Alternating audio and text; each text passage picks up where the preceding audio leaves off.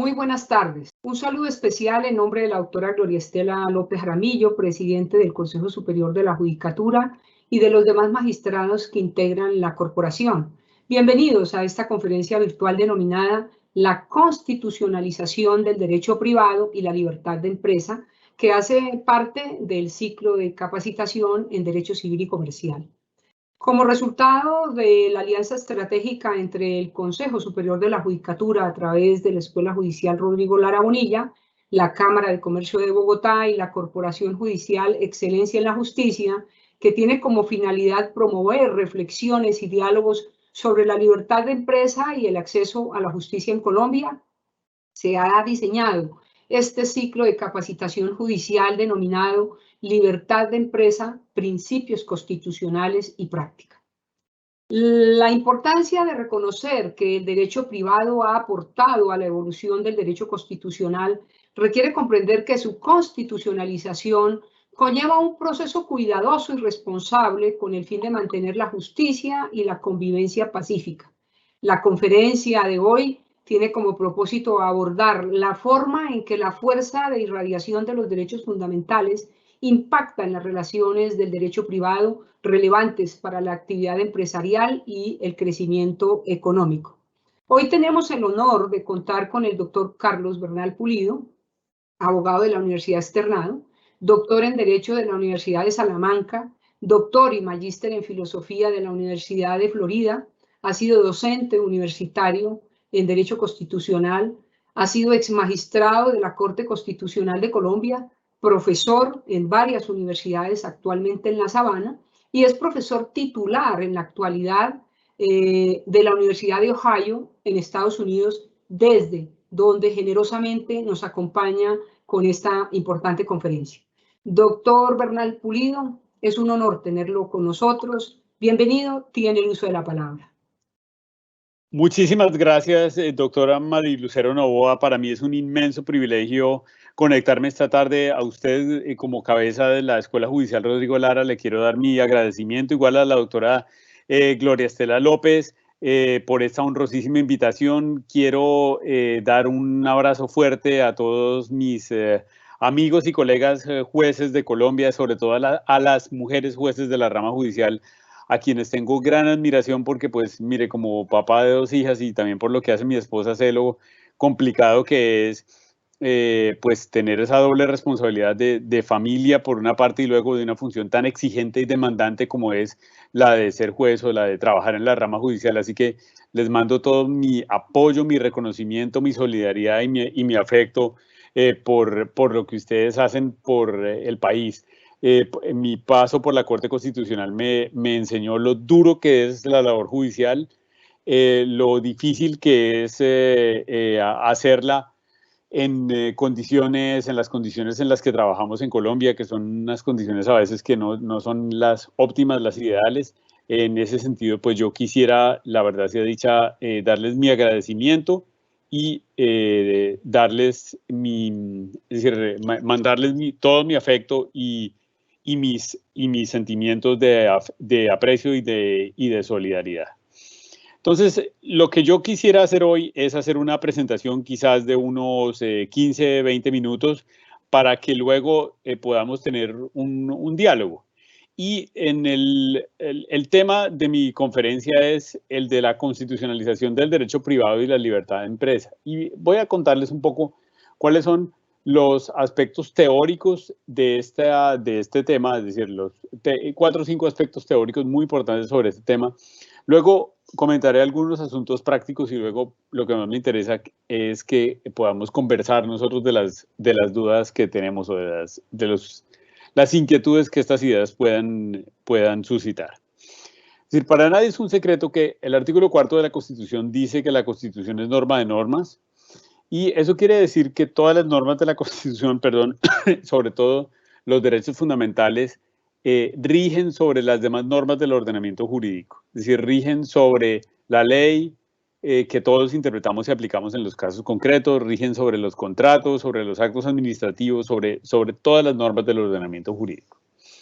A eso se suma una doctrina que se creó en el año 1958 en el Tribunal Constitucional Federal de Alemania, en el caso Lüth, que se deletrea L-U con diéresis TH, el caso Lüth, que es el caso, la doctrina, perdón, de la fuerza de irradiación de los derechos fundamentales. Les cuento rápidamente en qué consistía ese caso. Era un caso en el cual era un caso de un contrato privado en el que un antiguo director nazi de cine se había comprometido con un distribuidor que era judío.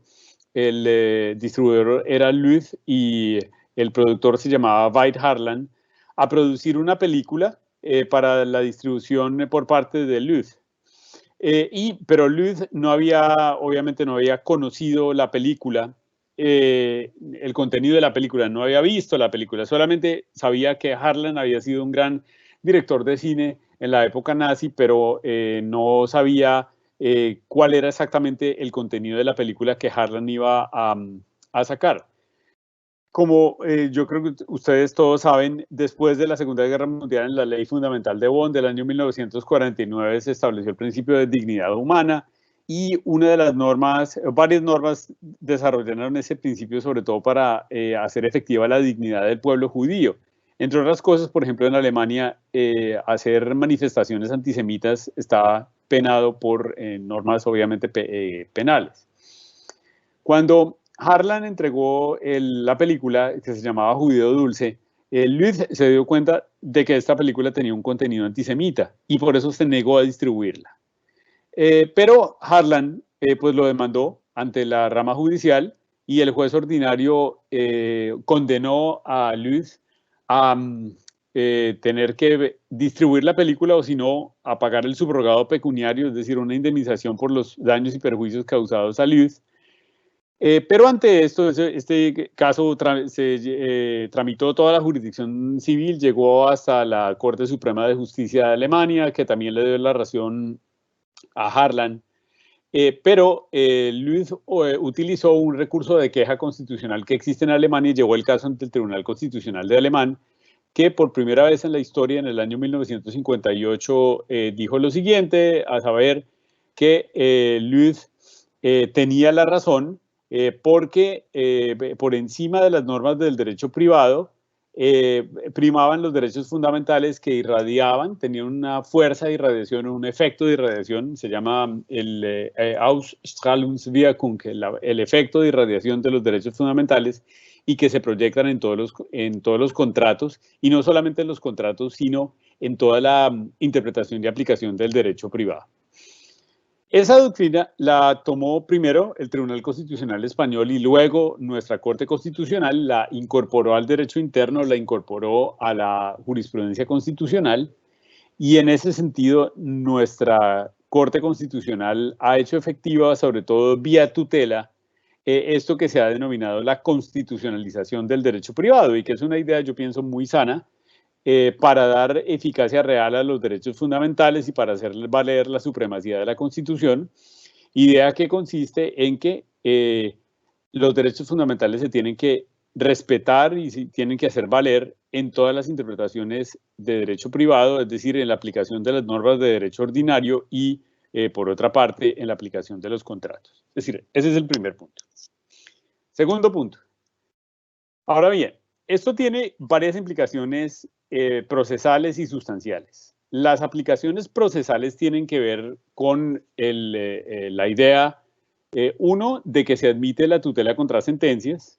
Allí está la base de la tutela contra sentencias en el sentido de que la única manera para poder hacer valer esa constitucionalización del derecho ordinario es si al final la Corte Constitucional tiene un recurso, que en este caso es la acción de tutela, para controlar la aplicación que de los derechos fundamentales hagan los jueces en los casos concretos.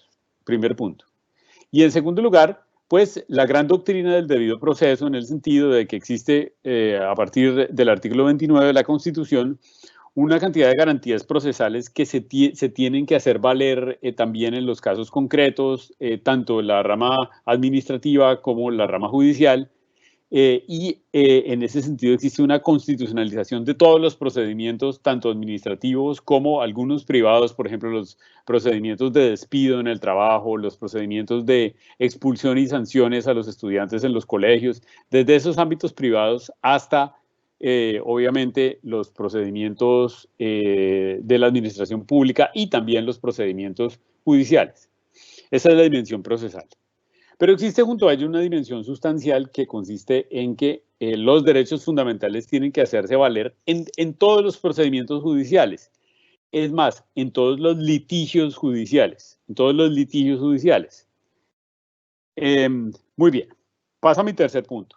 Pero ese punto es un punto muy difícil. ¿Por qué es un punto muy difícil? Porque aquí empiezan las cosas complejas.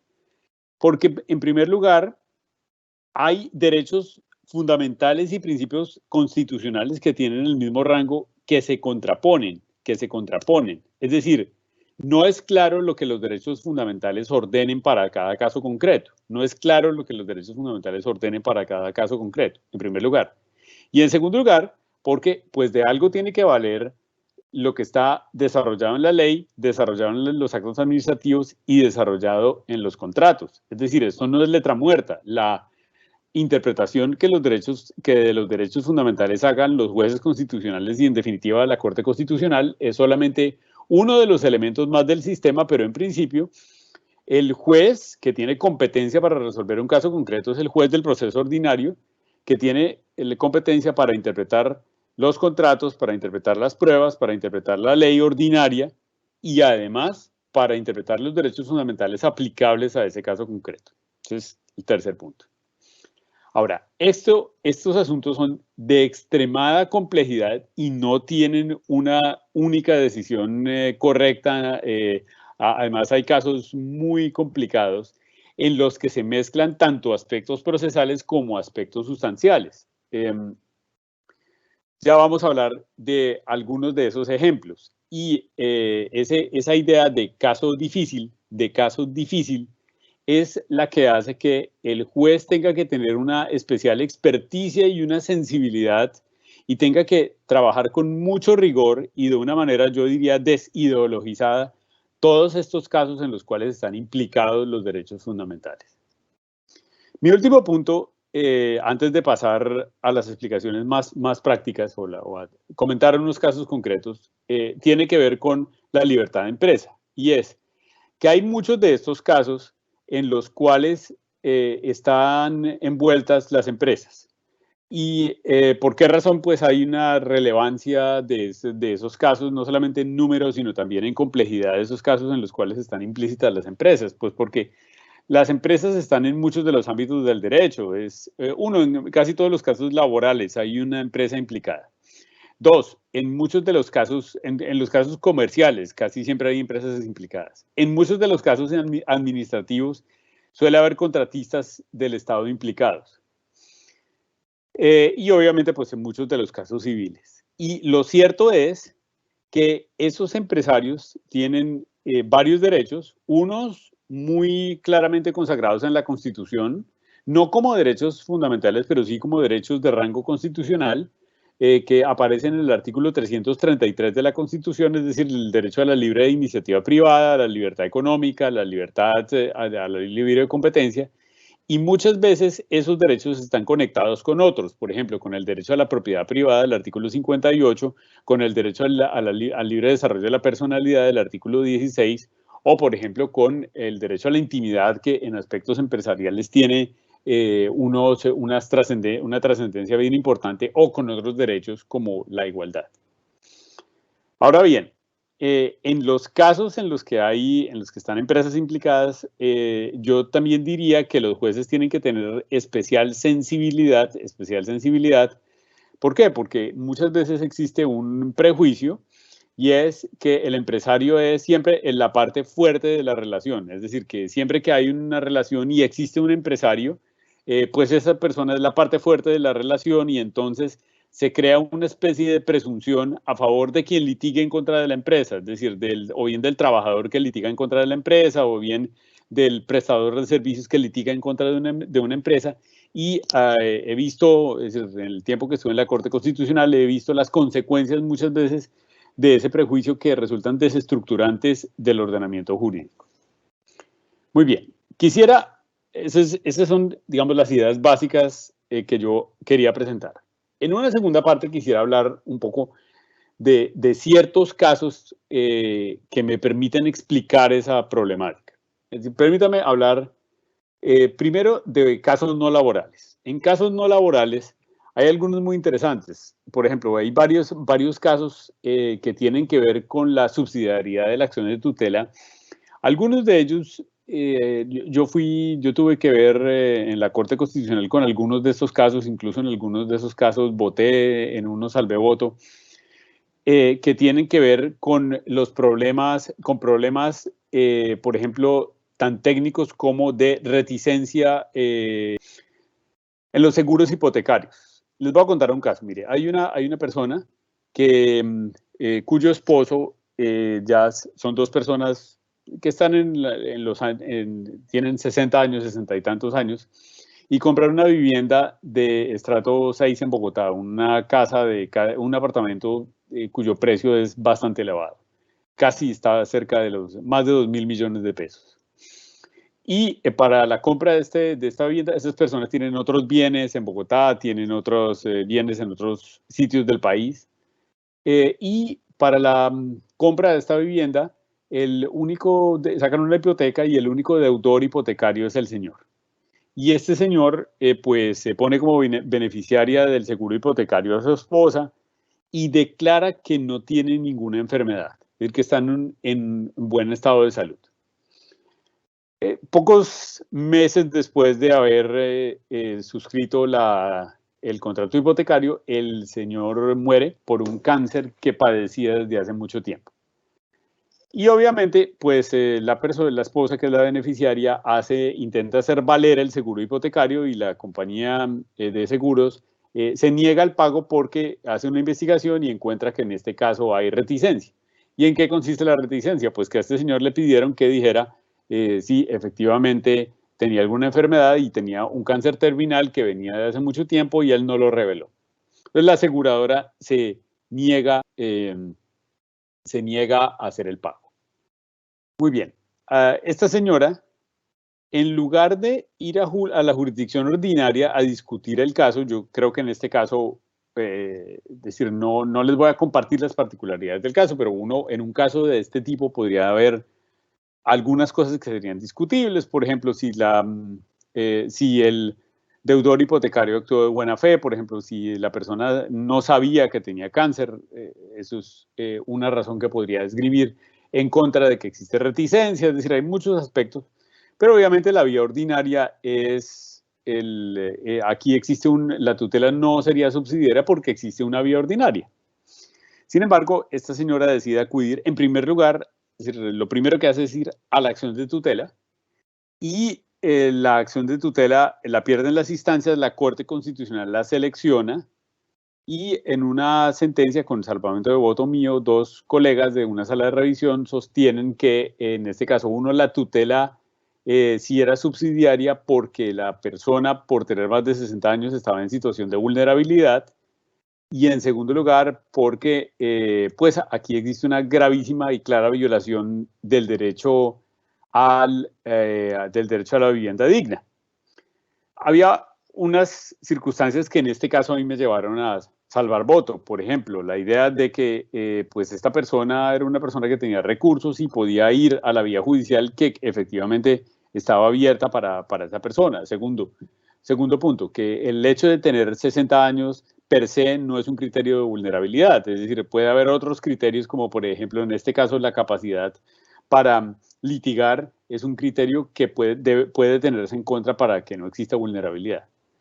Pero estos son los casos como este, son casos en los cuales puede haber una distorsión ideológica en contra de la libertad de empresa en el sentido de presumir que per se el empresario es la parte fuerte del litigio y es siempre un David frente a un Goliat, siendo el empresario el Goliat y que por ello, por ejemplo, en materia de tutela, tiene que fallarse en contra de la empresa. Mi llamado aquí es, este tipo de casos hay que mirarlos con lupa y fallarlos de manera rigurosa. Yo no descarto que haya casos como este, por ejemplo, de personas muy vulnerables, de vivienda de interés social, que no tienen el conocimiento del derecho, que tienen analfabetismo, que incurren en reticencia quizás de buena fe y por falta de conocimiento. A lo mejor en un caso como ese uno podría decir, la persona es vulnerable y puede utilizar la acción de tutela y allí puede haber un desarrollo que permitiera al juez de tutela tramitar la tutela y a lo mejor, no lo sé, encontrar una vulneración del derecho a la vivienda digna. Pero un caso como este muestra cómo puede operar ese prejuicio en contra de la libertad de empresa. El otro área gigantesca en la cual pues yo quisiera también llamar la atención en el sentido de rigor y de mucha consideración a todos los hechos del caso y a la aplicación de las normas de derecho ordinario y también a las pruebas que obren en el proceso, son los asuntos laborales. ¿Por qué los asuntos laborales? Porque en general, yo estoy de acuerdo con la protección, con las protecciones al trabajador, sobre todo las protecciones que están en la ley y en los contratos, en las normas de la OIT, pero como ustedes saben, muchas veces por vía de jurisprudencia se han venido ampliando las garantías de estabilidad laboral y muchas veces la razón de la ampliación de esas garantías de estabilidad laboral consiste en lo siguiente, en que como nuestro Estado social es un Estado social que no es muy poderoso, en el sentido de que no existe un conjunto grueso de prestaciones sociales del Estado para las personas que quedan eventualmente en una situación de vulnerabilidad por la pérdida del empleo, pues los jueces de tutela y sobre todo incluso a veces la Corte Constitucional lo que hacen es colgarle al empresario obligaciones porque el empresario o el empleador es simplemente la persona que tiene alguna capacidad económica y que está ahí cerquita del trabajador que queda en estado de necesidad si es desvinculado, Y con eso, pues, es decir, hay que tener especial sensibilidad. ¿Por qué? Porque pues esto desestructura un poco las relaciones jurídicas de derecho ordinario y las relaciones jurídicas contractuales. Muchas veces es complicado en relación con la confianza legítima de un empleador en el sentido de que cuando contrata a un trabajador, pues esa persona en principio tiene claridad acerca de cuáles son las normas que rigen esa relación laboral, pero lo peligroso o lo complicado es que esa seguridad jurídica se altere porque en el medio del camino al empleador se le cuelgan obligaciones que en principio no le corresponden, que en principio no tendría este empleador por qué pagarlas. Y que más bien en un Estado social de derecho grande, pues le tendrían que corresponder es al Estado. O en otros aspectos, pues porque el empleador o el empresario tiene una dirección general del negocio y a veces, desde luego, hay aspectos de ideología o aspectos de convicciones de los trabajadores que para el empleador resultan inconvenientes y entonces pues el empleador ya no tiene la libertad para enderezar su negocio porque por vía de tutela se conceden protecciones a veces un tanto excesivas a los trabajadores en esas circunstancias. Entonces, yo estoy desde luego, le reitero, que no se me malinterprete, yo estoy a favor de todas las protecciones legales y contractuales a los trabajadores. En lo que sí estoy en desacuerdo es en que exista un poco rigor jurisprudencial y sobre todo en materia de tutela y al final por parte de la Corte Constitucional en el sentido de colgarle al empresario obligaciones que el empresario no tiene. Y eso un poco también por razones ideológicas. Y algo con lo que yo quisiera ya pues quizás culminar esta etapa y luego que pasáramos a las preguntas, porque a mí me parece que quizás podemos emplear mejor el tiempo si hacemos un diálogo entre todos, y es por el valor de conservar la institucionalidad económica. Hay un libro que a mí me marcó mucho hace algunos años cuando estuve formándome en materias de economía política internacional, que fue el libro El malestar en la globalización de Joseph Stiglitz.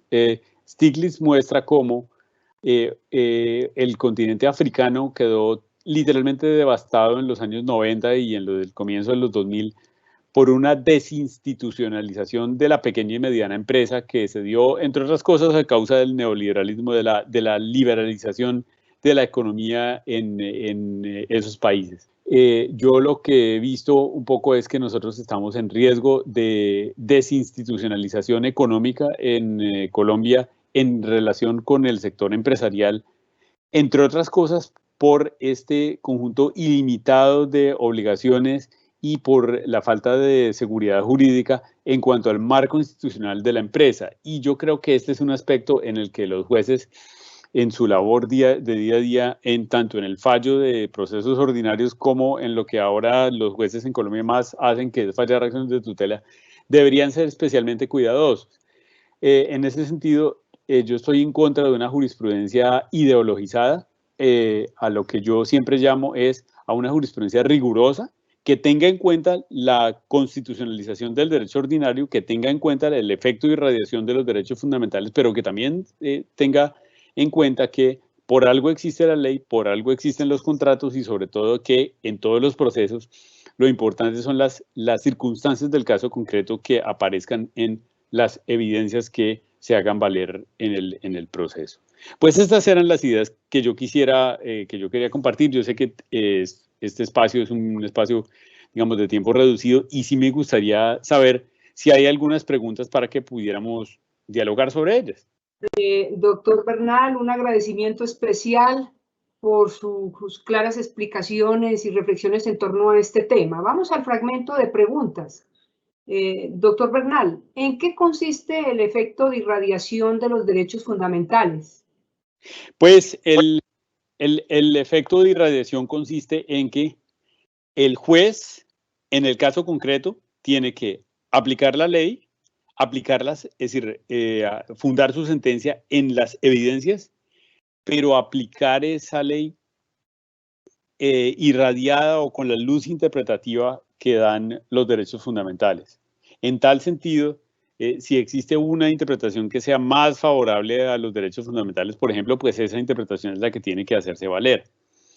Ahora bien, eso no puede llevar a todo lo contrario, y es a decir, y ahora en adelante la ley no sirve para nada, los contratos no sirven para nada, los soslayo por entero, lo que aplico es lo que yo creo que dicen los derechos fundamentales. Mi posición es bien rigurosa y concreta, y es, el juez tiene que aplicar la ley, el contrato, las pruebas, siempre a la luz de los derechos fundamentales. Esa sería mi respuesta.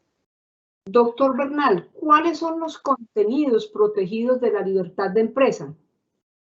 Muchas gracias. Esa es una pregunta muy bonita. Número uno, el derecho a crear la empresa, es decir, la iniciativa empresarial. Eso es algo que está en la Constitución, en el artículo 333. Dos, obviamente, el derecho a estructurar la empresa y a orientar la empresa. Y este es el punto en el que, por ejemplo, hay mucha discusión ideológica. ¿Por qué? Pues porque hay muchas empresas en las cuales, o ya hay muchos casos de tutela en los cuales, por ejemplo, existen algunos trabajadores que tienen discrepancias ideológicas con el empleador y entonces no les gusta la filosofía con la cual el empleador está orientando la empresa y cada vez se ve más reducido ese margen de orientación que tiene el empleador acerca de la empresa. Mi entendimiento es que el artículo 333 tiene que tomarse en serio en ese sentido. Yo no estoy de acuerdo con la afirmación según la cual el empleador tenga derecho a discriminar a cualquiera por su ideología, desde luego que no, desde luego que no. El empleador tiene que respetar la igualdad y tiene que respetar, en principio, el libre desarrollo de la personalidad de los trabajadores o de las personas que colaboren con él por prestación de servicio. Sin embargo, el empleador sigue teniendo y el empresario sigue teniendo esa capacidad para decidir el norte de su empresa y esa libertad tiene que respetarse. Ese es quizás el punto más importante y es, por una parte, libertad de crear la empresa y dos, libertad de orientar y configurar la empresa y de decidir cuál es el rumbo de la empresa, entre otras cosas, con quién trabajar y con quién no. Doctor Bernal, ¿cómo se distribuyen las competencias entre la jurisdicción constitucional y la ordinaria en casos de colisión de derechos que afectan a la libertad de empresa? Muchas gracias. En primer lugar, la jurisdicción ordinaria es en principio el juez que tiene más competencias. Es decir, yo soy un defensor de la jurisdicción ordinaria. ¿En qué sentido? El juez de tutela no se puede convertir en el juez universal. A mí me resultan asombrosos los datos del Consejo Superior de la Judicatura que dicen que casi un 30% de los procesos de Colombia son tutelas. Esa es una muy mala práctica en Colombia. ¿Por qué? Pues porque ustedes todos lo saben, mejor que yo, las tutelas no dan garantías para estudiar un caso bien estudiado. El juez más importante es el juez del proceso, que tiene que interpretar la ley a la luz de la Constitución y las pruebas a la luz de la Constitución. La competencia del juez constitucional es residual y consiste simplemente en detectar cuáles son las vulneraciones las vulneraciones de derechos fundamentales que sean abiertamente manifiestas, o detectar cuáles son aquellas interpretaciones de la ley o del contrato que son abiertamente contrarias a los derechos fundamentales, o la aplicación de las pruebas o las violaciones del debido proceso en los procedimientos judiciales que sean abiertamente contrarios a los derechos fundamentales. Esa es la labor, detectar esos errores extremos. De resto, el juez del caso concreto es el juez que tiene la palabra. ¿Qué mensaje le puede usted dar desde el punto de vista de su experiencia como magistrado de la Corte Constitucional y como académico? ¿Qué mensaje le puede brindar usted a los jueces y juezas de nuestro país? Miren, un mensaje primero de admiración y luego de ánimo y de apoyo. Yo sé que estamos pasando por un momento histórico muy difícil, pero por otra parte, la función judicial y sobre todo la función judicial independiente e imparcial es la columna vertebral que puede sacar adelante a este Estado. Yo siempre he pensado, y lo dije desde el primer momento cuando me estaba candidatizando a la Corte, que yo iría a ser un magistrado independiente e imparcial. Cuando la jurisdicción se convierte en una jurisdicción capturada, bien sea por los de rojos o azules, por los de derecha o por los de izquierda, por los empresarios, por los trabajadores, cuando alguien la captura, allí hay que perder las esperanzas. Yo siempre me acuerdo de aquella frase fundadora del derecho administrativo, de aquel molinero a quien el emperador Wilhelm le expropió su molino, que dijo: todavía hay jueces en Berlín, y unos jueces fueron capaces de poner el tate quieto a es decir, declarar nulo ese acto arbitrario de ese emperador. Un juez independiente en Berlín cambió la historia del derecho administrativo.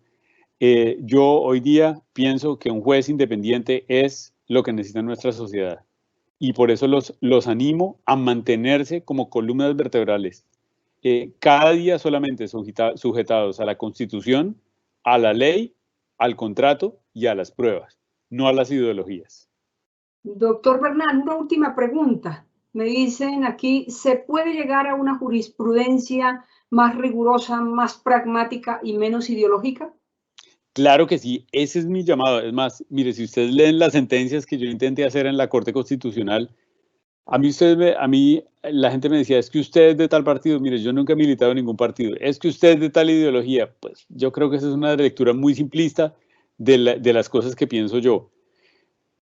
Uno tiene que estar sujetado, es decir, totalmente agarrado de las pruebas, de la ley, de la jurisprudencia, y siempre de un poco la doctrina que yo escribí antes de llegar a la Corte Constitucional, que es la doctrina de la ponderación, de buscar un equilibrio entre los derechos en juego. Cuando un juez toma en cuenta esos factores y se agarra de ahí, brinda estabilidad, brinda seguridad jurídica. Lo peor que puede haber es un juez ideologizado, un juez que haga favores, un juez que trata de imponer su propia noción de la justicia. Ese es el problema. En cambio, un juez que es capaz de entender, como lo hacía, por ejemplo, Dworkin o Carlos Santiago Nino, que la justicia en el derecho se construye como un proyecto colectivo en el que el constituyente es una parte, el legislador otra parte, las altas cortes otra parte, el juez ordinario otra parte. los contratistas una parte, cada uno hace su parte. Ese es el juez de la seguridad jurídica, ese es el juez de la institucionalidad, y eso es lo único que nos puede sacar de esta crisis y darnos un futuro. Nuestro agradecimiento especial al doctor Carlos Bernal Pulido por su ponderada, clara y precisas explicaciones y reflexiones sobre el impacto de los derechos fundamentales en las relaciones del derecho privado y la libertad de empresa, pues el ordenamiento jurídico colombiano que regula las relaciones entre particulares y aquellas que gobiernan los deberes y las atribuciones de las autoridades públicas son cada vez más armónicas, principalmente por el efecto expansivo de los derechos fundamentales reconocidos por la Constitución Política de 1991. Agradecimiento a todos los servidores y servidoras judiciales y a todas las personas que se han interesado en esta conferencia virtual. Y a propósito del tema de hoy, tan claramente expuesto por nuestro invitado especial, nos despedimos con una frase del filósofo y jurista francés Montesquieu. La libertad es el derecho a hacer lo que las leyes permiten.